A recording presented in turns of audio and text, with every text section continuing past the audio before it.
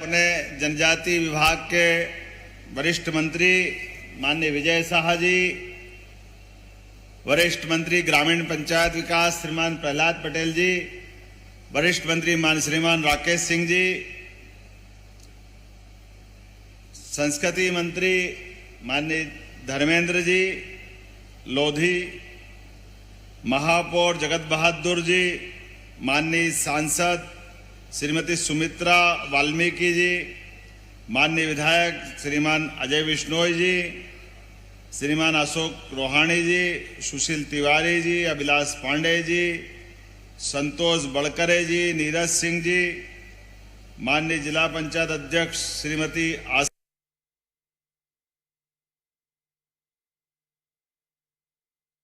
आशा मुकेश गोटिया जी, सभी अतिथिगण इस अवसर पर सामने इस कार्यक्रम में सहभागी कर रहे सभी भाइयों बहनों पत्रकार साथियों, आमंत्रित अतिथिगण, भारत जिसकी हजारों हजार साल से एक विशेष पहचान है, हम सबके लिए अलग प्रकार से जाना जाएगा। विगत 500 साल का इतिहास, उसी समय जब रानी माता अपना अभियान चला रही है, चित्तौड़ के राजा हम सब जानते हैं, महाराणा प्रताप, वो भी उसी समय अभियान चला रहे हैं।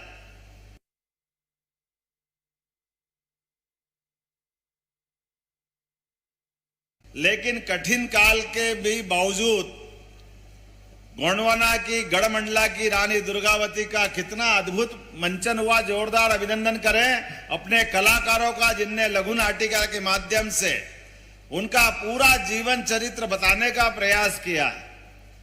और मैं अपने इस मंच के माध्यम से ही धन्यवाद भी देना चाहूंगा कि हमारी सरकार के बनने के बाद सभी मंत्रीगणों के साथ हमने जन्म शताब्दी को मान सम्मान देने के लिए अगर पहली कैबिनेट कहीं की है तो इसी जबलपुर की धरती पे करके रानी मां के प्रति हमने अपना कृतज्ञता ज्ञापित की, अपना उनका प्रति जो सम्मान है। काल के प्रवाह में सही कहा पूर्व वक्ताओं ने कि अंग्रेजों के बताए मार्ग पे चल करके तत्कालीन बाद की सरकारों ने भी इतना उज्जवल इतिहास रानी दुर्गावती का, जिनके अपने नेतृत्व में 52 युद्ध लड़े, ये वही उदाहरण हमारे सामने है। गढ़मंडला बहुत अलग प्रकार का वनांचल का गढ़ है, लेकिन एक ऐसी साम्राज्य, ऐसी वीरांगना जो अपने बलबूते पर न केवल युद्ध जीतने का हिम्मत रखती है, बल्कि अपने सुशासन के सभी मापदंड पूरे करती है। जहां जल रचनाओं की, तालाबों की बात आ रही, वीरता की बात आ रही, और कई रहस्य भी दबे हुए हैं जिनके लिए समाज के सामने वो रहस्य भी आना चाहिए। उसमें से एक बड़ा विषय ये भी है, यशस्वी नरेंद्र मोदी जी को याद करके, जिनके माध्यम से 500वीं जयंती का वर्ष प्रारंभ हुआ, और वो काल के प्रवाह की जो कष्ट है, जो नवीन हमारे हथियार की रचनाओं के प्रति समाज का ध्यान जाना चाहिए। याद रखे, अकबर ने अगर विजय प्राप्त की है तो जान देने में तो हमारे बहादुरों ने कभी पीछे पीठ नहीं दिखाई, लेकिन नवीन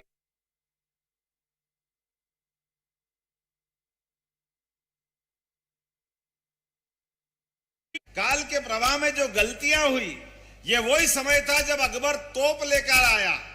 वो तोप के, बंदूक के प्रयोग से हमारे बहादुरों के साथ अन्याय करते हुए जो उनको जीतने के तरीके चाहिए, उस तरीके में ये नवीन हथियारों की जो रचना खड़ी हुई, इसका नुकसान भी हमको उठाना पड़ा। कहने वाले ये भी कहते हैं कि तोप के प्रयोग के कारण से रानी दुर्गावती की हाथी वाली जो सेना थी, वो सेनाओं को भी अपना युद्ध में लड़ने में कठिनाई पैदा हुई। दूसरा एक अपना नियम था, जिस नियम के आधार पर रानी ने कहा कि सायंकाल के बाद भी युद्ध लड़ना चाहिए और युद्ध को रोकना नहीं है, लेकिन जो हमारे अपने सहयोगी रहते हैं। वो सहयोगियों ने कहीं भूल से ये गलती भी की कि रानी आप कभी युद्ध जीते कभी हारी नहीं, आप तो भवानी है, रणचंडी है, इसलिए आपको रात में युद्ध करने के बजाय कल युद्ध करेंगे। रानी ने उस समय इशारा किया था कि देखो अभी उनकी तोपें नीचे हैं, कल ये ऊपर चली जाएगी तो कष्ट बढ़ाएगी, इसलिए रात में दुश्मन पे आक्रमण कर देते हैं। लेकिन वो एक ऐसा रहस्य जिसको समाज के सामने लाने की जरूरत है। और दूसरा बड़ा कि हाँ, हमारे अपने वनांचल के अंदर क्या प्रतिभाएं हैं, इनका जीवन चरित्र पूरे देश तो क्या दुनिया के सामने पहुंचाने की जरूरत है। मुझे इस बात की प्रसन्नता है, हमारी सरकार ने तय किया है कि रानी दुर्गावती का ये चरित्र हम दुनिया के सामने ले जाएंगे अपने सभी प्रकार के यत्नों से। पाठ्यक्रम का हिस्सा बना करके अलग अलग प्रकार के अवसरों पे सेमिनार, जानकारियां दे करके, ये देखो आप एक के बाद एक रानी दुर्गावती से प्रारंभ होकर के ये क्षेत्र रानी अवंतीबाई पे भी जाता है, रानी झांसी के पास भी जाता है, मुगल काल से भी लड़ने वाले लोग, अंग्रेजों के आगे भी लड़ने वाले लोग और लड़ने वाली रानियां, ये हमारे लिए सौभाग्य की बात है। आज दुनिया के सबसे बड़े लोकतंत्र की अगर राष्ट्रपति के रूप में हमारी श्रद्धा का केंद्र बनी है तो हमारी आदिवासी अंचल की माननीय राष्ट्रपति श्रीमती द्रौपदी मुर्मू के लिए वे जोरदार अभिनंदन करें। और ये रानी दुर्गावती के माध्यम से चलने वाला अभियान माननीय प्रधानमंत्री श्रीमान नरेंद्र मोदी जी इस बात का एहसास कराते हैं कि हाँ, हमारे क्षेत्र में विविधता होगी, अलग अलग प्रकार के वनांचल के हिस्से होंगे, लेकिन सच्चे अर्थों में हमारी श्रद्धा ये रानी दुर्गावती के प्रति श्रद्धा है कि हाँ, हमारी शासिकाएं, हमारी बहन क्यों नहीं हो सकती। हमारे अपनी बहनों के माध्यम से मैं आज इस अवसर पर यह भी कहना चाहूंगा कि यशस्वी प्रधानमंत्री के इस अभियान का हिस्सा है कि 5 अक्टूबर तक जब ये जन्म शताब्दी का समापन होगा तो निश्चित रूप से सरकार के माध्यम से पिछले महीने 3-4 महीने चुनाव में चले गए, लेकिन अब हर महीने कोई न कोई उत्सव होगा जिसके माध्यम से रानी दुर्गावती की गाथा हम क्षेत्र में गाने के लिए क्षेत्र में जागृति फैलाने का काम करेंगे। मैं इस बात के लिए भी प्रसन्नता व्यक्त करता हूं कि विभाग ने कम समय में बहुत अच्छा प्रबंधन किया है, लेकिन हमारे अपने बहुत सारे ऐसे किले, बहुत सारी रचनाएं जहां अभी जीर्णोद्धार होना बाकी है, रानी के अपने जीवन के वो प्रसंग समाज के सामने लाने की आवश्यकता है। ऐसे प्रत्येक प्रसंग को हमको सबके सामने लाने की जरूरत है। माननीय प्रहलाद पटेल जी ने कहा कि शेरशाह सूरी के समय का युद्ध, आप बताइए, वो ग्रांड ट्रंक योजना रोड उनके नाम से जाना जाता है, लेकिन शेरशाह सूरी ने भी अगर रानी दुर्गावती के यहाँ आकर के घुटने टेके, इससे बड़ा गर्व की क्या बात होगी। अभिनंदन करें रानी दुर्गावती को।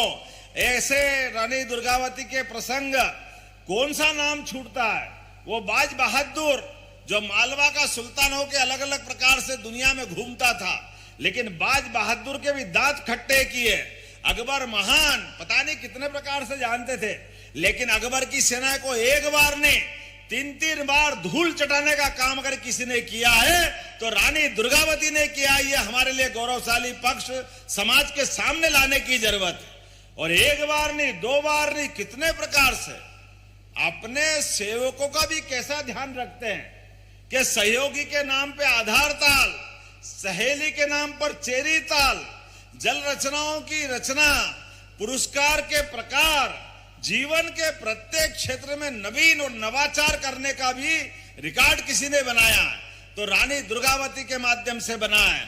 ऐसी महारानी को स्मरण करते हुए जो रानी मां के रूप में पूरे क्षेत्र में पूजी जाती है, मेरी अपनी ओर से उनके पुण्य स्मरण को याद करते हुए सरकार की ओर से आदरांजलि व्यक्त करता हूं। और इसी के साथ साथ के माध्यम से लगातार, जैसे मैंने कहा कि रानी दुर्गावती के नाम से 5 लाख का पुरस्कार हमने घोषित किया है, जिनके माध्यम से उनके विविध पक्षों को सामने लाएंगे। और आपने कहा हमारा एयरपोर्ट जबलपुर वाला गढ़ और मंडला दोनों को मिला के उनका अपना गढ़ मंडला बनता था, तो गढ़ के अंदर ये रानी दुर्गावती के नाम पर स्टेडियम के लिए भारत सरकार से बहुत जल्दी मंजूरी दिलाने का काम भी हमारे द्वारा किया जाएगा, जिसके कारण से ये अंतर्राष्ट्रीय एयरपोर्ट रानी दुर्गावती के नाम से जाना जाए। और आपने कहा कि एक ब्रिज जो बहुत अच्छा बना शहर के लिए, मदन महल तो उनका अपना महल था, उनका स्मरण वहीं से हम 1 मिनट में कर लेते हैं। तो मैं मान के चलता हूं कि यही से घोषणा करता हूं, ये ब्रिज के नामकरण की घोषणा रानी दुर्गावती पे नाम पे करने की घोषणा करते हैं। यहाँ के विधायकों ने 2 तालाब बताए, गड़ा तालाब और कौन सा तालाब है ना। तो अभी हमारा अपना अभियान चल रहा है 30 जून तक, और उस 30 जून के अभियान में भी इन तालाबों के ऊपर भी हमारी सरकार काम करेगी। अभिलाष चिंता मत करो, सरकार साथ रहेगी। मड़ा ताल, हनुमान ताल, जो भी आप कहोगे, क्योंकि ये ताल नहीं है, ये जिंदगी है। वसुधा के अंदर हम अपने कुछ पुष्प चढ़ाने का अभियान है, इसलिए ये सारी जल रचनाओं पे भी सरकार के द्वारा जो हो सकता है वो जरूर करने का प्रयास करेंगे। आज के इस अवसर पर 15-16 साल का समय बहुत थोड़ा होता है, लेकिन थोड़े समय में भी अद्भुत राज्य किया जिनने। वास्तव में वो चंदेलों की बेटी, गोंडवाने की रानी चंडी थी, रणचंडी थी, दुर्गावती भवानी थी। उनके चरणों में प्रणाम करते हुए अपनी बात समाप्त करता हूं। बहुत बहुत धन्यवाद। भारत माता की जय। बहुत बहुत धन्यवाद माननीय मुख्यमंत्री जी, आपकी अनूठी सौगातों के लिए। जबलपुर को आपने अनूठी सौगातें दी और निरंतर आपके प्रयासों से नारियों का जीवन संवर रहा है, जनजाति भाइयों बहनों का जीवन आप संवार रहे हैं। आपका तहे दिल से शुक्रिया। तो और अब हम आमंत्रित रहे थे जो कि रानी दुर्गावती बलिदान दिवस कार्यक्रम को संबोधित करने के लिए पहुंचे थे और यहाँ पर उनके बलिदान को लेकर के अवगत कराते हुए भी नजर आए हैं और साथ ही उनको नमन करते हुए भी मुख्यमंत्री डॉक्टर मोहन यादव यहां पर नजर आए थे। तो जबलपुर से सीधी तस्वीरें हम आपको दिखा रहे थे जहां पर रानी दुर्गावती के समाधि स्थल पर पुष्पांजलि अर्पित की थी मुख्यमंत्री ने, और इसी के साथ ही उनका जो बलिदान रहा है और कैसे समाज के लिए वो प्रेरणादायी रही हैं उसको लेकर के यहां पर जिक्र करते नजर आए थे और आदिवासियों के साथ जमकर थिरकते हुए भी मुख्यमंत्री दिखाई दिए थे। तो ये सीधी तस्वीरें हैं जहां पर अभी भी वहां पर मौजूद तमाम जो लोग हैं उनसे चर्चा कर रहे हैं और साथ ही कई मंत्री भी मंच पर मौजूद हैं। तो सीधी तस्वीरें हम आपको जबलपुर से दिखा रहे हैं जहां पर मुख्यमंत्री डॉक्टर मोहन यादव पहुंचे हुए थे और यहां पर संबोधित करते हुए दिखाई दिए हैं।